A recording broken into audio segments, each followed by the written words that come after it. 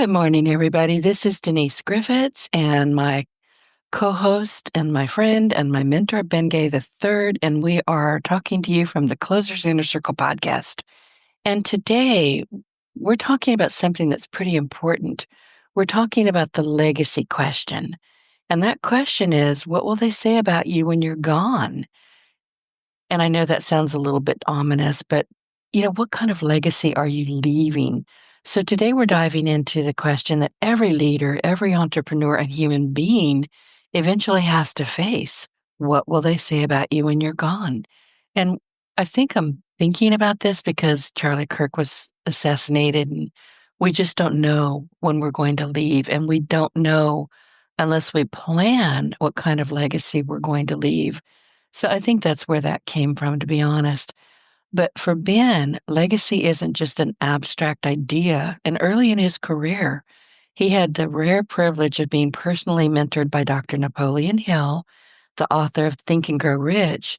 And through Dr. Hill, Ben also came to know and befriend Clement Stone, whose influence and friendship became another powerful thread in Ben's journey. And these relationships didn't just shape his career, they shaped his sense of purpose. And here's that word again, the legacy he wants to leave behind. And today's episode of the Closers Inner Circle podcast is brought to you by Roberta Fernandez. She is an emotional intelligence trainer, a hypnotist, and this is my favorite thing about her. She is the creator of the Conscious Napping, just what it sounds like, napping app. And I use this app just about every single day because I don't sleep well. I really don't. I never have. And it's become one of my favorite tools to reset and recharge. And I have found using this app that in just minutes, she can guide you through soothing visualizations that ease stress, improve focus, support better sleep, and so much more. So with over 100 sessions in both English and Spanish, there's truly something for everyone. So go find robertafernandez.com/conscious napping and tell her I sent you. So Ben, good morning. How are you doing? I'm doing fine. I hope you are. I'm peachy. I am. Listening to your information about Roberta, I was struck by my inadequacies again. One, her background, her education, her skill set, speaks two languages, and people I find who speak Spanish also speaks parts of other languages. You can show them something in French and they can figure it out. So I'm always in awe of people like that. I struggle with the English language. I speak Southern English, Me and too. I speak Gigi. Ah, And Gigi, your wife. yeah, that's enough for me. Those are both real challenges. But anyway, Roberta, if you're listening, you're I'm in awe of people like you. Oh, she's great. I mean, I love chatting with her. She's been my guest here before on your Partner in Success Radio. But I understand what you're saying about languages. I was told in high school that I had to learn. You don't tell me how to, you don't make me do anything. I won't do it. And I didn't. I fight with my nav system. It's like, you cannot tell me where to go. I get lost a lot. But because I live in Cajun country, literally in the heart of Cajun country in the deep South, I hear French a lot, Cajun French, which is completely different from colloquial French, but I still understand it. Can I speak it? No. Can I read it? Pretty much. But I have found what you said is just true because I can understand sufficient French. I can follow along in Spanish. Well, I took, all the mandatory things in school. Spanish was among them, I think. Out of that, I got C, and that old comedy routine that I think was on the Jack Benny show. He used to have a guy that came on, and his name was Cy, and he spoke only Spanish and not very well, or at least what Jack Benny could understand. He said, "So your name is Cy?" I said, "C." It went back and forth and back and forth. See, no, Cy, and and then I took I think 2 years of Latin. I don't really remember. That seemed to be what was going on in the classroom while I thought about other things. And 2 years, I got Agricula Puella. That's farmer's daughter, roughly. I never learned the joke that went with it. I think I know. That's why I'm laughing. I think I know the joke. But Oh my people who goodness. can do that, like Melania Trump speaks, I don't know, 5 or 6 languages. I Six, I think, believe. yeah, how Yeah, do I you believe do six. that? That's just incredible. Well, honestly, those small, small countries that are all, they're like Hmm. our states, they're just up against each other. It's not unusual for people from that part of the country to speak multiple languages. They almost Hmm. have to. It would be like for me going from here to Baton Rouge and I'm speaking another language. I have to. So I don't know that that's true, but that's always been my thinking about it. Because I I know think so you're many right. people from the UK and they're multilingual and they don't think a thing about it. I was amazed when I first started going to Europe many years ago. They'd be talking about going to the French Riviera for the weekend, and we Right. were we were in England, whatever. And I'm thinking, because geography has never been my strong subject. I'm thinking the Isn't French it like 30 miles Riviera. away? It's a Right. 2 day trip, from because I'm based mentally in Atlanta or California Right. or whatever. Right. How do you do that? I had a sister-in-law who was dating somebody else in the company uh, early on, and we're sitting in Marin County, and she has to go pick up his kids, and she's going to go to Nevada, and she'd be gone and back in 45 minutes. So Yeah. It's right there. I would casually look at the map to try and figure out how she did that. Well, there's a town in Marin County called Novato, which was 2 exits up the freeway. So I'm trying to figure out how she got to Nevada and back in 45 minutes. She didn't, but it is close. So anyway, geography is not my strong point, and the uh, I think you're very right about their ability to speak things. You almost have to Yeah. because you go around the corner and you're in France, and go the other Right. way, wherever. And I'm probably dead wrong, but you're talking about going from, England over to France. And I remember some years ago, and I'd have to probably go correct myself, but I'm thinking, why? Why, what are you going to do over there? I think it's like 30 miles away. It's not that far away. You just, catch that little boat or do whatever you're going to do, and you're there and back home again at the evening. So I Couple think more big. Go we ahead. forget how tiny those little countries are. Yeah, most of Europe would fit comfortably inside the southeastern United States. Or Texas, anything. Yeah, Texas for sure. I had friends who were top distributors in Holiday Magic Cosmetics. Jerry Booth, he had a children's show, and Paul Schultz, he had another television show, kids show. He was Poop Deck Paul Schultz, and sort of a Popeye type figure. And at the end of a meeting, they'd say, "Well, we got to get back to Canada." We were in Detroit, and I'm thinking, Canada? How the hell did you get here from Canada? Well, the answer is they drove over the little bridge. It was right there, and I'm still Right. trying to figure out how they did it. In Southwest Louisiana, there's a big French influence here, and there are the names of little towns that we can tell instantly. Kind of somebody going to Atlanta and saying Atlanta, you're a foreigner. We know that you're a foreigner. And here, there's a little town right down the road called Iowa. It is spelled Iowa, but it's Iowa. If you pronounce it incorrectly, you are just instantly tagged as a foreigner. It's like people who call Las Vegas Vegas. The Hmm. people who live there can't stand that. But I went to Vegas this weekend, and I'm thinking, okay, for the first time, probably. Uh, you haven't been there often enough now to say it, but I'm sure Right. you've Right. been there. Well, it's like San Francisco. if you're born and raised Frisco. there, no, it's the city. Oh, yeah, If you yeah. say I'm going to the city, okay, we'll see. I hope you make it back. I had one That's of just those early in my relationship with Gigi. She said, let's go to the city for dinner. Well, the city you and I are talking about is 136 miles away, which is way beyond my let's go to dinner limit. But she was referring to Sacramento because she was born right. and raised in El Dorado County, and Sacramento is long before San Francisco, the nearest pretty good sized city to us. Mhm. So finally, I had to say to her after sitting through several confusing conversations, honey, the city is San San Francisco. Francisco. That's right. It is not Sacramento.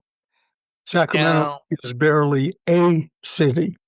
And it's, yeah, nobody wants to go there or Oakland. Oh my God. These are places you just don't want to go to. Okay, let's pretend like we're having a podcast here. All So right. my question to you, oh, and you said you had some questions. So I'm going to ask this one real quick and then you can, bring in the questions that you've been kind of stacking. So what I want to ask you, Ben, is what will they say about you when you're gone? When you hear that phrase, what comes to your mind? Well, in the old days when I was young and stupid, I would have But said that was some just last week. Tuesday. Oh, yeah.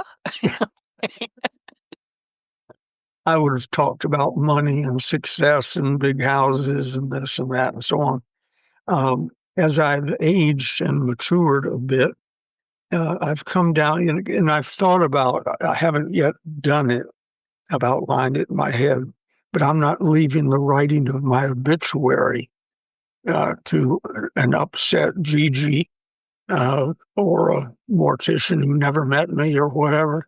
So I'm going to write my own obituary. I've even talked to Gigi enough so she probably know what ought to go in it.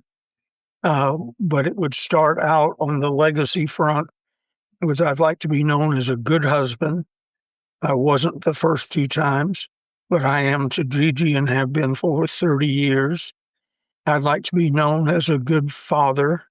I think my boys, three of whom are still alive, would agree with that if it's on, depending on what day and what the subject matter is. But I think if they look back, they'd have to know that I busted my tail to get them good educations and give them a loving home to live in and so on. So, husband, father, and loyal friend. If you're my You are friend, that. Yep. yeah, if you're my friend like you are, there's nothing I won't do for you. I won't backstab you. I won't talk behind your back. Um, and that to me is very, very important. So, husband, father, friend, I would hope would be in the first paragraph, and anything they write after that's interesting. He was head of this, started this, did this, and so on. But I really don't care if they cover that. I'd like to go down in the history of a few people's minds. Good husband, good father, loyal friend. And I've been blessed not to, I think I've filled those categories pretty well. And I've been blessed to have several people who are close to me who check all those boxes too. They especially loyal friend. I've got some people who've done things that I'd like to think I would have done for them, but I'm not sure. You know what I mean? They just went above and beyond what I would have ever asked for or expected. So I think that would pretty much wrap up the legacy I want.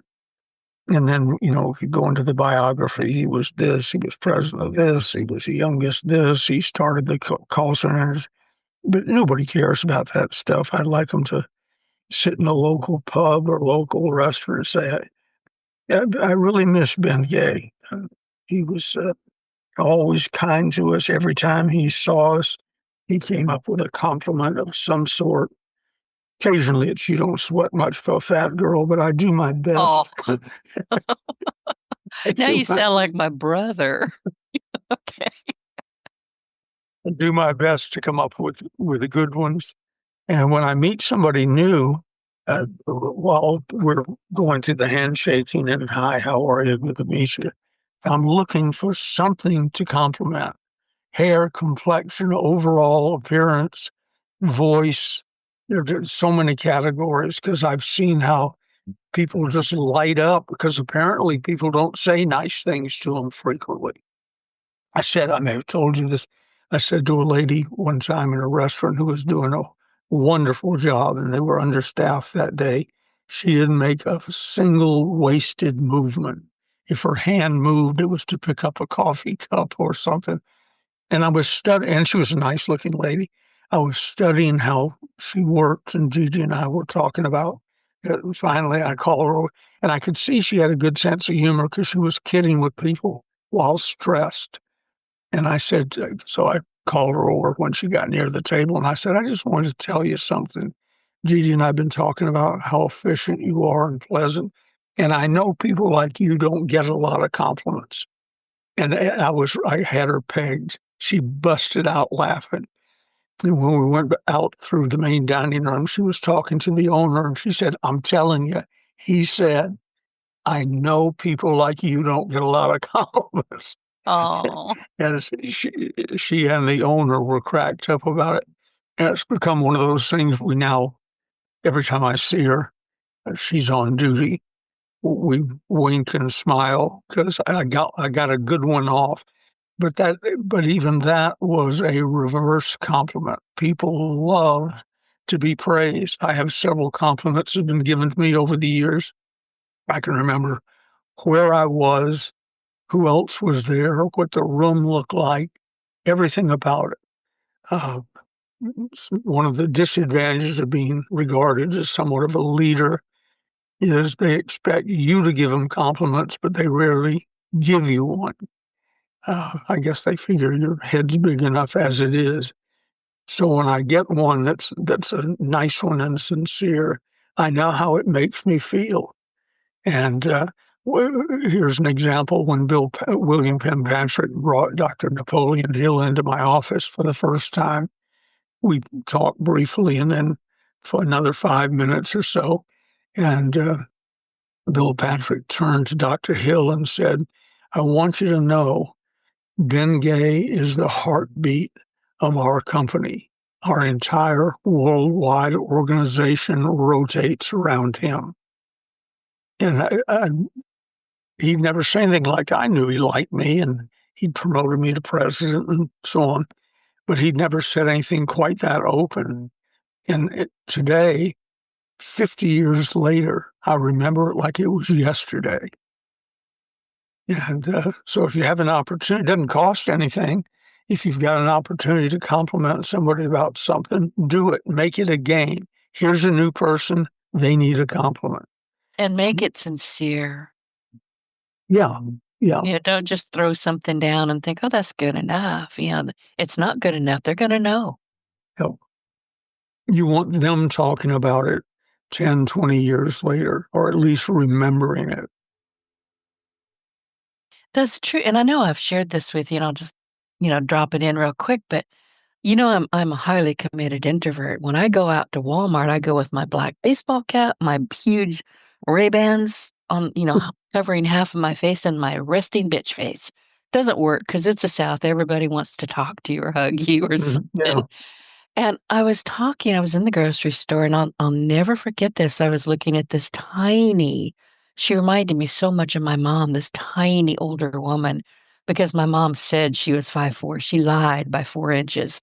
She was 5 foot nothing much and a half, especially as she got older. But this woman was probably in her 80s, if I'd had to guess, and she was exquisite.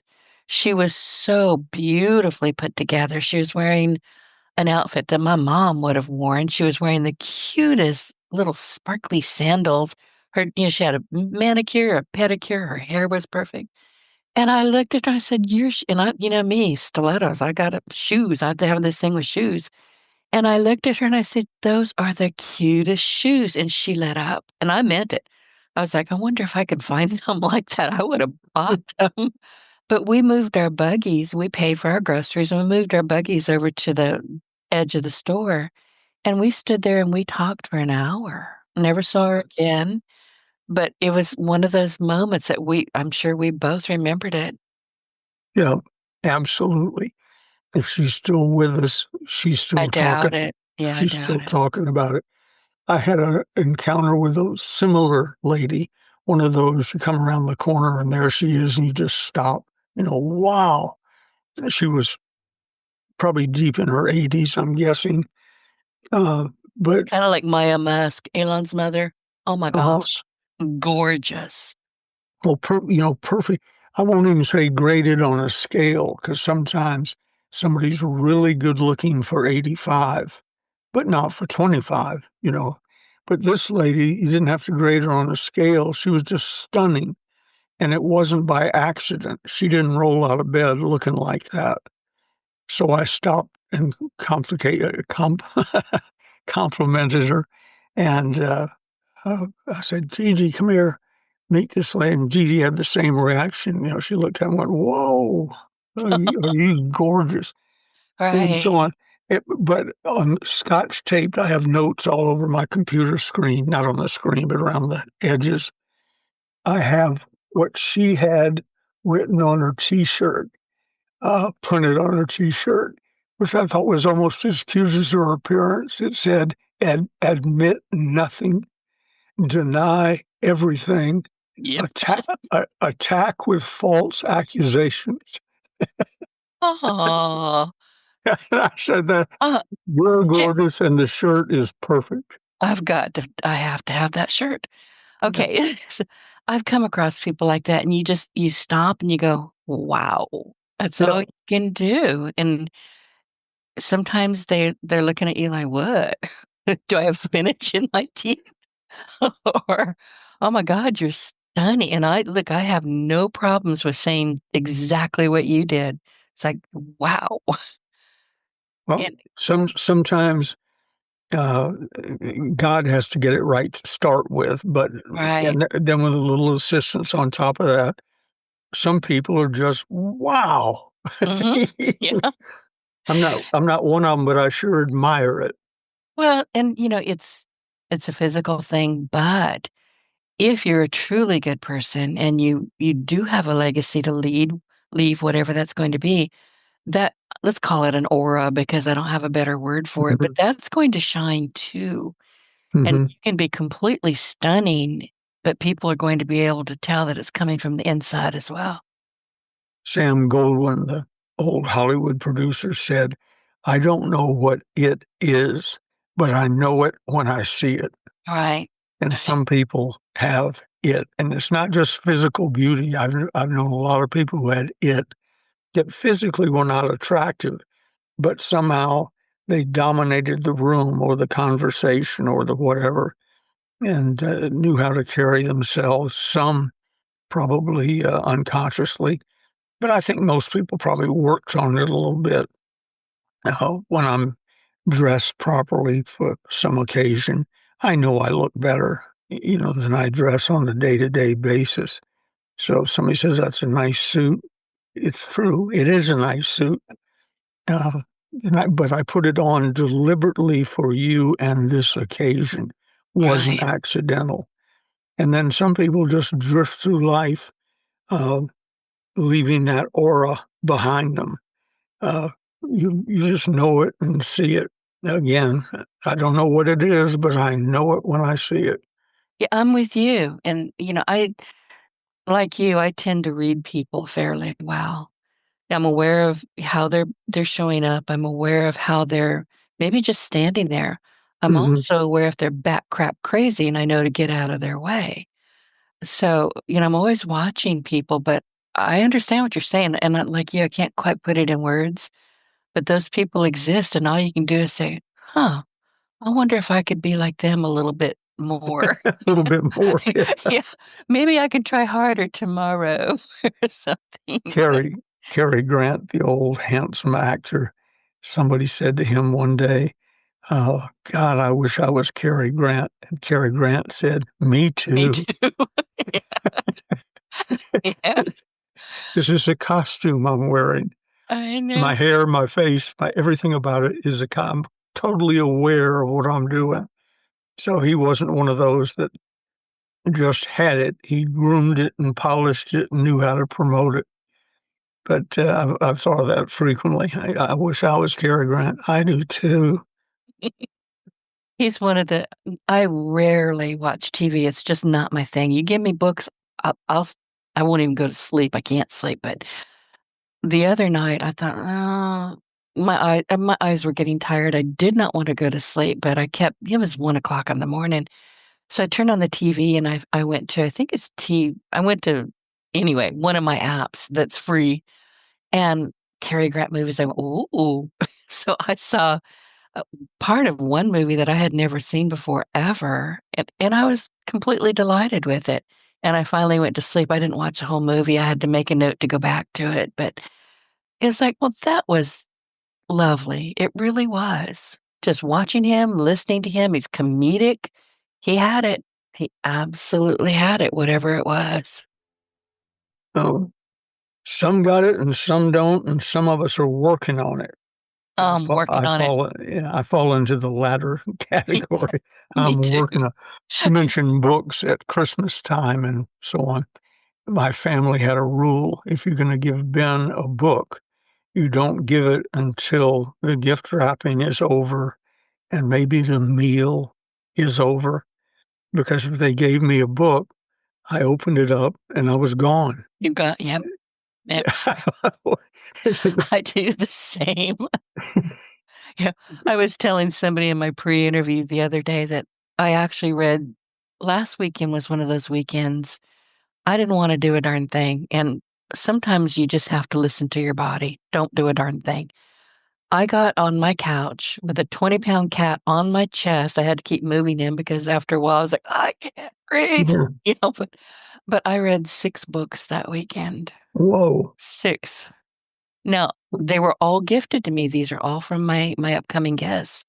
But I read them. I read every single one of them. I had my sticky notes handy. I had my index cards, and I retained a lot of it. Now I'll have to go back and read them again just before I bring them on the show. But these are gifts to me. You give me a book, and you've just won my heart. And the author of the guest slash author of the books will appreciate that you've read them. Dr. Hill, I complimented him, as you know, one day about what it must feel like to have one of the best selling books in the history of the world, Think and Grow Rich. And he said, best selling, least read, because he could tell quickly. He said, I know in 2, 3, 5 minutes at the most if they've read the book at all or if they've even opened it at all. Uh, so if you say to an author, when you said this on page so and so or chapter so and so, that's one of those compliments that sticks. Oh my God, all that work and somebody noticed. It's not most people, but somebody noticed. Right, right. You And know, and Rowan, I have to tell you because I bring this up on your Partner in Success Radio, which is, this show is sponsored on that platform. And I always, always call my guests unless they're like my last two episodes ago, unless they're in Oxford or London. I'm not calling hmm, the UK. And we had a lovely conversation, but I will always, almost always, and this bugs me no end. I'm going to jump right back on. I'll get off my soapbox in just a minute, but I will call the guest and they'll say, "Oh my God, Denise, you read the book." And yeah, man, I'm like, well, yeah, you should know this. It's on Amazon, it's on Goodreads, it's on my blog. I've tagged you, I've sent you pictures of it. Yeah, I read the book. And at first I would get a little bit miffed, like, well, what do you mean? Yes, I read the book. But then they would go, no, Denise, we've had so many podcasters say they're going to read the book. We go to the trouble of writing the book, printing the book, putting it on, do all the things that you have to do to get a book out there. We ship it, we send them a thank you card, and the minute we get on their podcast, we can tell they didn't even crack the spine. I yeah. want to pinch heads. when I hear that. So if you're a podcaster and you're listening to me and you requested a book, read it. At So least, yeah, I'm stepping down now. at least key points or the subject matter of the I've given away one time, I know, because we semi counted them, gave away 5,000 books, and I'm getting it to the local library and a local used bookstore. Didn't sell it to them, just gave it to them. And I'm about to do it again, but I don't claim to have read every single one of the books, but I've read enough of every book to know if I wanted to read it. Right. That's exactly right. Yeah. And if I've either read it or read enough of it to know I wasn't going to read it. right, and I've done the same thing, but, if you are going to ask for a book to be gifted to you, treat it as a gift. Yep. It just I'm actually clenching my right hand, I'm irritated. Don't think about it. I'm done. Speaking of books, in the several conversations I had this week, I made notes of things they wanted expanded and so on. And one of them was, uh, tell us again about the ignorance of publishing and how that's helped you be successful in publishing. And what they're talking about, forgive me if I've told you this before, told our listeners before, but when I didn't write the closers part one, I rewrote probably the worst written, best content book in the history of sales and marketing. Uh, but once I got the rights to it and rewrote it and edited it and so on. Um, my purchasing agent came to me and said that Dennis Karhulis is his name. He came to me and says, "So how many are we going to order?" And I was just used to, ordering cosmetics and this and that and so on. So I said, I don't know, 50,000. Oh my god. And and he said, okay. He didn't know anything about publishing either. I didn't know when I said 50,000 that the average new published book sells 500 copies grand total before it If fades. right, if you're lucky. Yeah, if you're And some lucky. of those are gonna wind up in your garage, and you're going to give them to your cousins for Christmas. Exactly. That's how you finally get through the 500. If you don't promote, the secret is promotion. And I already knew how to promote. I didn't know anything about the publishing world. So 50,000 books showed up, and somebody called me from the warehouse and said, "They're here. You want to come look?" And I said, "Yeah, let me watch you unload the truck," which I did. Forklifts of stuff. And I still didn't know that the average book sold 500 copies. So when we got them all loaded up, and then somebody said, "Boy, you got a positive attitude about that book." I said, "Why do you say that?" Well, and I think they're the one that told me about the 500 figure. Unless you promote it, that's the key. There's no book I would put my name on that's only going to sell 500 copies, but I do know what the odds are. So the answer to the question the gentleman asked me, how did ignorance of publishing help? It helped because once you had 50,000 books in the warehouse, you have to sell them. Mhm. 500, 500 is a rounding error. And if they hadn't sold, somebody would have moved over in the corner of the warehouse and they would have been discovered years later.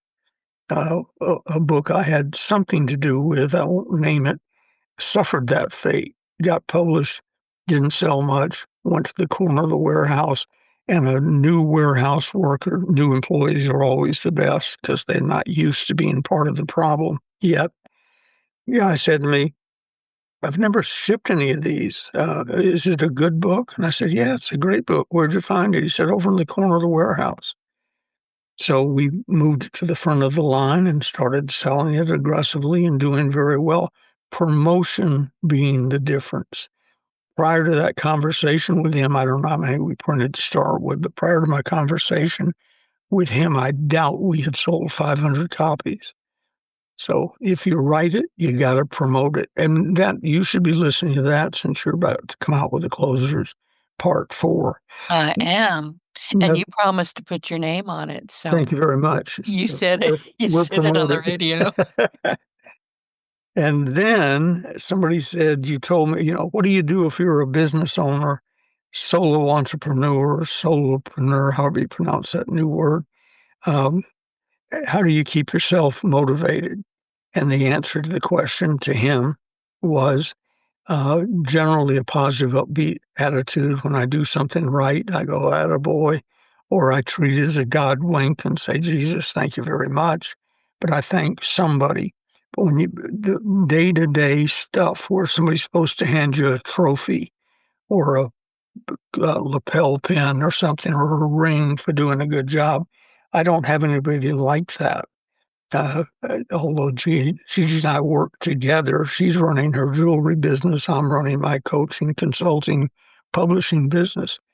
And so I don't have everybody going, attaboy, and here's your prize. So I, years ago, came up with, I keep a list, not unlike a shopping list you might have in your kitchen, number one, number two, we're out of bread type thing.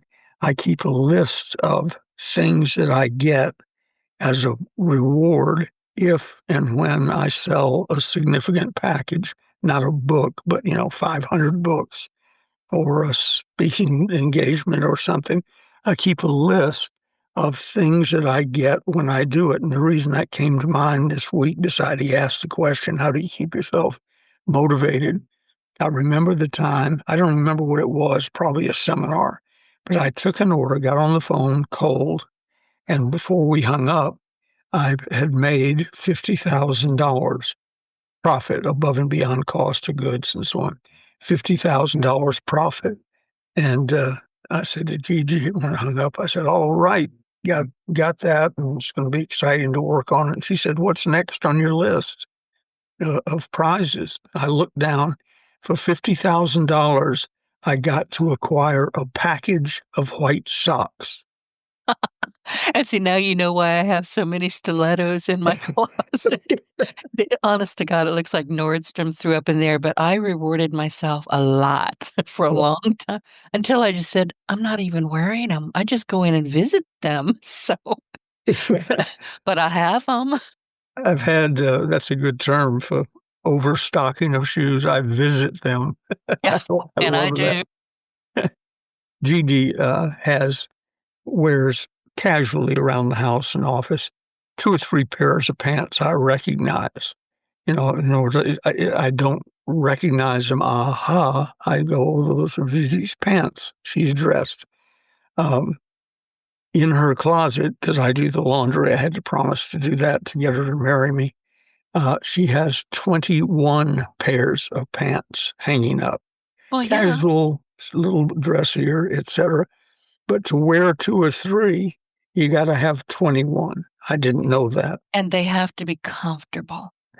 Yeah, Yeah. that's Those what. others look good and you might wear them to church or you might wear them like, Christmas is coming to a candlelight service. You can't wear your sweats there. So you will, or you shouldn't wear your sweats. But I understand that. I mean, I started counting shoes, from stilettos to sandals. I have a lot of flip-flops and they're comfy. And after I hit 75, I got embarrassed and I walked out of my closet. Mhm. I live alone. Nobody knew I was in there counting them, but I knew. But I don't acquire. I'm sure somebody could look at my life and say, "Well, you acquired this or do that," and so on. I'm pre. I've been through my acquiring stage Yeah, years I'm done. ago. So yeah, I'm done. People say, what do you hope? What are you going to buy next? Well, if it's not on my prize list, the answer is I don't know or care. I have everything I need. Yeah, we all reach that point. Yeah. My The sister and I trick were is, talking about that. She's, now I'm to the point where I have to tell my son, you're going to have to clean all this out. And he's saying, oh, hell no. So, yeah, and that's exactly the term he used. Nope. So, and then in the casual conversations all week, somebody asked me, I forget whether they asked me about Cabot Robert, the founder of modern day business speaking, or Zig Ziglar, my old friend, both of whom work for me, but they were both older and wiser. They worked for me, but I learned from them Cavett one day, Cavett Robert, he's listed as the founder of the National Speakers Association. He said to me one day, as a mentor would, Ben, you need to soften it a little bit. I said, what do you mean? He says, well, when you're giving sound advice, sometimes you sound angry, and there's nothing to be angry about. I know you're doing it for emphasis, but soften it a little bit around the edges. And Zig, when we were starting out together, he's 18 years older, or was, but he had not yet hit it big. We both started in the same opportunity meeting for Holiday Magic, September 15th, 1965 at noon. Uh, and so that's the starting point for both of us, even with the age difference. I said, I want to learn how to speak like you do, because he was already quite good. For that, he was reasonably well known. And he said, Ben, you speak at every opportunity you have. Uh, Rotary clubs, this club, that club, doesn't make any difference. And then I said all that to double back and tell you, Cavett, after some period of time, told me with a wink and a nod, much better. He heard me talking, and I had toned it down a bit. And then he got up in front of a room. He used the line more than once, but the first time it still rings in my mind. He said in that heavy Southern accent of his, he says, you know, they were talking about me for some reason. And he says, you know, that Ben Gay, he could tell you to go to hell and have you looking forward to the trip. It's So true. that was his, thank you, Ben, you have toned it down a little bit. And then Zig, who told me to speak everywhere and anywhere, said in front of a group somewhere one day, and because it got a good reaction, it became part of his standard routine. He said, Ben Gay will speak anywhere. Ben Gay would work a traffic accident. And so the guy asked for those two quotes, one of which he couldn't remember. And then from my stack of notes, somebody asked about the importance of trade shows, conventions, trade shows, call them what you want, which really struck a bell because Randy Chaffee and Wes Wyatt are writing a book. Theirs will be The Closers, Part 7, to follow yours, and oversimplified, on working trade shows. People look down on them like the new guy has to go sit in the booth. Well, the smart guys are there not only in the booth, they're working the floor, they're making new contacts. They might be setting themselves up for better employment somewhere else when somebody of significance sees what you're doing and how you're working and so on. Joe Sugarman, who's most famous for blue blocker sunglasses, he's gone now, found blue blocker sunglasses at a trade show in a booth. Somebody come up with them, had come up with them, and they were good and unique and had attributes normal sunglasses didn't have. And Joe, because he was at the trade show, spotted it, started buying, then he bought enough where he got the exclusive right. So the blue blocker sunglasses, which are legendary, started at a trade show. And then to show my age a little bit, Joe was also the one who introduced us with big full-page ads in magazines, story ads. It looked like a page of news, but it was an ad, had a headline. He's the one that introduced the United States to pocket calculators. Now, we all have one. I probably have two in my pocket, a part of a cell phone or something. But back when he did that, they were brand new. Well, he found them both at a trade show. Again, somebody was selling them, had them in the booth, and they were sitting there reading a magazine when he came by, as best I recall the story, because they didn't know how to sell. They didn't know how to work a trade show. And they could have come and gone. And if Joe hadn't wandered by, it probably been 4 or 5 years before somebody would have discovered pocket calculators, and maybe the same for the blue blocker sunglasses.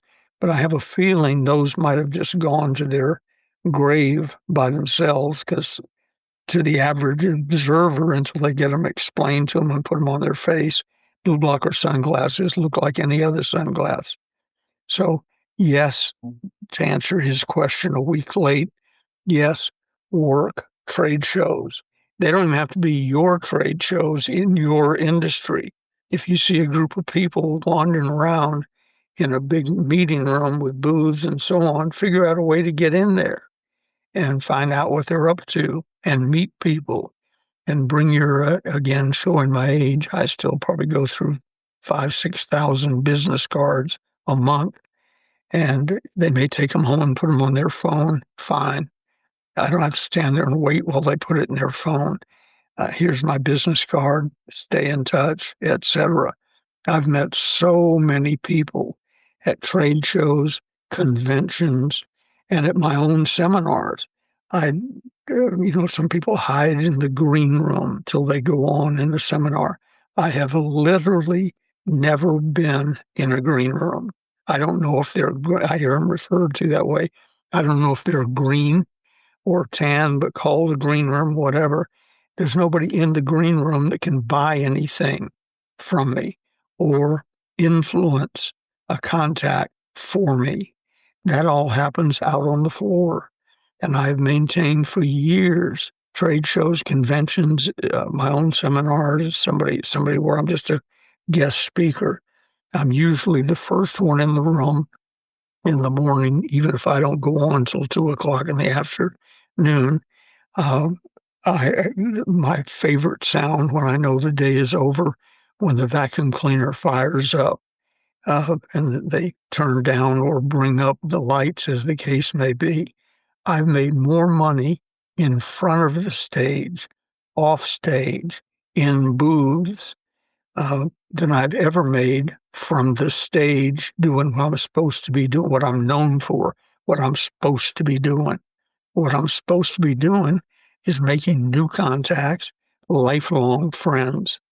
And I have, while talking to you right now, I was sort of running through my mind, where did I meet Richard Burns? Where did I meet so and so? How long have we been friends? And I've got friends that I met in a trade show or booth or while giving a speech 30 days ago that will be friends of mine to the end of my days. But I also know a lot of people who've been friends of mine for the same reason 50 years or more. I'm old enough where I've got some 60-year-old friends, and some of them came from those trade shows that everybody dreads. You have to know how to work them and how important they are. Wherever people are gathered together of a similar interest to mine, I'm there. You say there's a group of salespeople meeting in the hotel ballroom. Really? Where's the hotel ballroom? Because I'm there Right. in a flat. One of my favorite things to do, I only do it once or twice a year, is to go to one of our county events like the county fair and go down the line where the booths are, the food choppers and the Ginsu knives and the whatever's new. And I always carry a copy of the closers with me, and I hold it up in front of me, title out against my chest. And I don't say anything. And sometimes I have on a Bengay, the closers shirt, but I don't have to say anything to anybody. I just wander along. And out of somebody's booth, you'll hear, Mr. Gay, over here. Is that the closers? One of my better, and I mean that dollar-wise, clients was running a trade show booth at our local county fair for a timeshare organization there nationwide, but he was affiliated with the one right up the hill at Lake Tahoe. He says, I can't believe I've read your books. I've read all your books. I read The Art and Science of Resort Sales, Closers Part 1, Closers Part 2, etc. Went through the whole series. I can't believe I'm meeting you. He called his wife while we were standing there and says, I'm standing here with Ben Gay. That was, they've always bought books. but they then became an official client. I've done numerous seminars for them, and that I wouldn't have done had I not made myself known and available at a county fair slash trade show slash where salespeople gather. So learn and keep in mind, coming out soon is the closers part 7, which is the closers as it has to do with trade shows, conventions, etc. An unbelievably important part of the sales business, totally overlooked by most people or scorned by people. They not only don't know how to work them, they think it's stupid to work them. Well, if you believe that, we've found the stupid person. And We then found the problem, right? yeah, here's your sign. Uh, and then um, I don't know where this came from, but it was a random note. I put Denise Facebook. Stupid dash make calls when TV is on. Oh, that was my reminder. Here's what I was thinking of. I'm a political junkie, I will admit. So this may not apply to everybody, but the concept does. If there's something going on of national importance, you don't make phone calls then to prospects. You turn off your predictive call dialer. I don't care if you're in collections or selling new products or whatever. You don't interrupt events that you're aware of. For instance, I have on, as always, my office television, sounds off and all. But since we've been talking, I've glanced up a couple of times to make sure that something important hasn't happened. If it happens, I want to know. Can affect my life or whatever. We have one coming up, and I know we like to keep these shows evergreen, but here's one coming up. Charlie Kirk was Yes, funeral. killed recently. Right. I know it affected you. Saw several It things from you. did. I Yeah. I was standing with my neighbor. She's been working in my yard. God bless her. She's so good at it, and I just watch her with shock and awe. And she's doing most of it with a handsaw, and I'm like, whoa, yeah, she's amazing. And I was standing out there, and we were just chatting, and I got a quick text from my friend Tammy. You know Tammy Thrasher Mitchell. Yeah. And normally, my phone is nowhere near me, but I wanted to go pay her. I was going to pay her with Venmo, so I had my phone in my hand, and I was just saying, "How much do I owe you?" And I glanced down, and Tammy said, Charlie Kirk has been shot, and I think he's dead." And my neighbor and I, her name is Danielle, we just looked at each other like, "You've got to be kidding me." We didn't know what to say. We just went instantly silent, and then I paid her and I went back next door and I was in my backyard. She was in her backyard and I got another text from Tammy and I hollered over the fence. I said, "Danielle, are you still there? Can you hear me?" She said, "Yeah." And I said, "He's dead." We stood in our respective backyards with a fence separating us and just sobbed. It struck a lot of It, people that it way. did. And it still is. And I don't think it's going to abate ever, to be honest. I think that was a deal breaker for so much of the world. Yeah, it was the end of one thing, but I think it's the beginning of Me something too. much bigger. Me too. Yeah, that's more likely to stay. But I brought up the subject for this reason. You and I are talking when we're recording this on a Wednesday. His funeral service, which ought to be something they're expecting 50 or 60,000 people, uh, versus me, when my time comes, a friend of mine said, Ben, when you die, we're going to have to hire pallbearers. Oh, I already told my family hefty bag, put me in the tomato garden. I'm serious. Yeah. So anyway, whether you agree with him, like him, dislike him, or never heard of him until he got shot, it's a national event.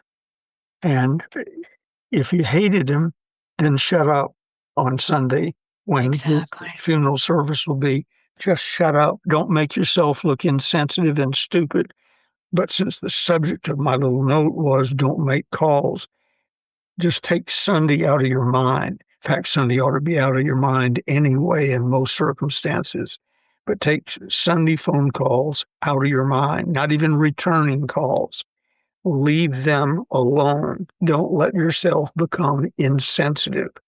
I may, uh, I leave my phone on where the caller ID shows in case I've got a son in trouble, or, as I say to people, good friends, I pick up the phone. If I really don't want to pick up the phone, my first question always is, are you bleeding from an open artery? If they say no, Is your house on fire? yeah, yeah. If the answer is no, my response is call back tomorrow or call back whatever. But don't make phone calls or emails are probably all right because no one's going to open an email so they want to anyway. I don't care much about whether I send an email out at 2 o'clock in the morning or not. He or she's going to read it when they read emails. And so I'm not disturbing anybody. But phone calls and things where they have to stop what they're doing and look at you. This Sunday is not one of those days, I or agree is with you. any other day that is readily identifiable. I've had people call me telemarketers on Christmas Day. Hello. It says spam and I just delete it. I don't answer. But I'm thinking, what in God's name is going through your mind, if anything? If anything, it's, I don't know. And I'm glad we brought this up because it has been weighing heavy across the globe. It didn't just happen here. This is something that's happened with Charlie. This is happening across the globe and will continue to Mhm. change how a lot of us do business or choose to show up. Yeah.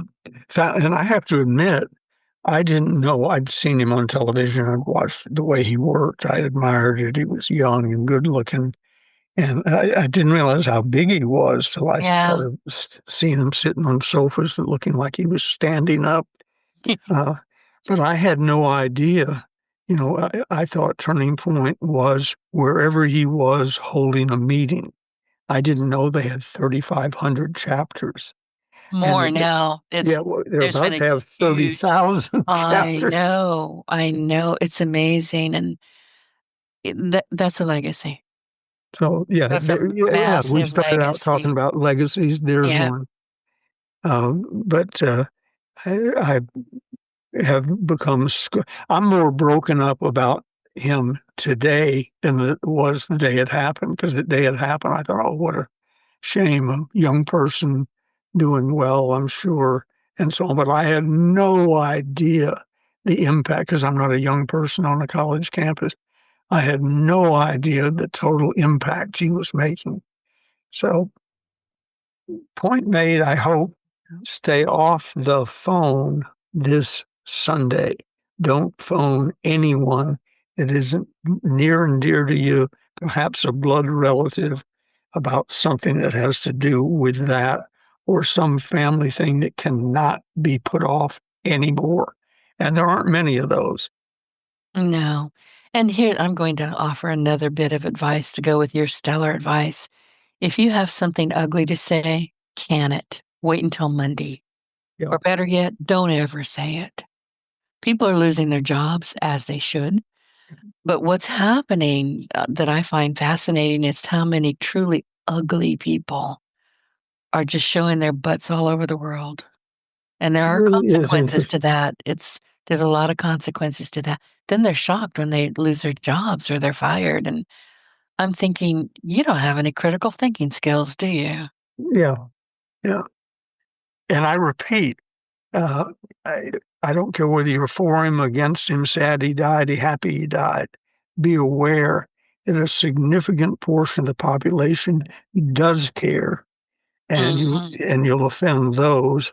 And a significant part of the population is perhaps in some weird way happy, would still judge you as stupid if you called during that time. Yeah. But Yeah. we're not just talking about Charlie. We're talking about State of the Union. important, plane crashes. A 747 goes down somewhere and kills 400 or 500 people. Take a break. This is not the time. And I was proud of several television stations. For instance, Greg, Greg Gutfeld, I forget what the name of his show is, but it's the top rated late night show. Oh, we get it at 6 o'clock in the afternoon, I think. Isn't it called The Five or something like that? He's on the five, but I'm talking about Oh, his real show. I think it's oh, okay. called Greg Gutfeld. But I'm not as big. It's funny, especially if he has guests on that are interesting. And there's usually six people sitting around, or four people in addition to him sitting around. So I've watched it from time to time. But whoever, I think he's on Fox, whoever it was bright enough to cancel his show Wednesday, Thursday, Friday, and he's not on Saturday or Sunday. And it came back Monday. And the reason was somebody had enough uh, intelligence to know this is not the time for potty humor. Right. Or This is not, compassion. yeah, this is right. And so they ran Charlie Kirk memorial type things. And ABC let their late night guy go. I forget what his name is, but one of the wannabe Yeah. Johnny Carson replacements let Oh, him. I was thinking about you this morning because you and I had talked about that a bit, and I found a clip somewhere, and I'll find it and send it to you. But Johnny Carson was literally saying that when, and I'll have to paraphrase, but when a night host, late night host takes himself too seriously and becomes basically an enemy of the people, Right. you're not funny. You're not a comedian. You get out of the way. And again, I'm paraphrasing. That's not what he Yeah. said, but I went, oh God, Ben's got to see this. Yeah. He was the best. That was the gold standard. If I'm doodling around waiting for a call or something, and it comes up on the internet where they run, I guess, many of the Carson shows, the first X number of years were lost. Some idiot erased all the tapes, which Carson discovered when he went to write a book or something. He said, he was on the air. He said, I said to him, "What do you mean you deleted them?" He couldn't even get it through his head. Years of the early days of Carson. Mhm. But if you get a talk show, the first thing you should do, or they should do to you, is lock you in a room and you watch Carson every waking moment for 10 or 12 days ought to do it. Yeah, he knew That's his what, craft. yeah, that is the gold standard. The rest of these, I haven't watched any of them. Since the night he retired over 30 years ago, I have not watched a single. I may have watched him enough to know. It's like the book I was talking about. I may have watched him enough to know this isn't Carson. And that's all I Right, need to know.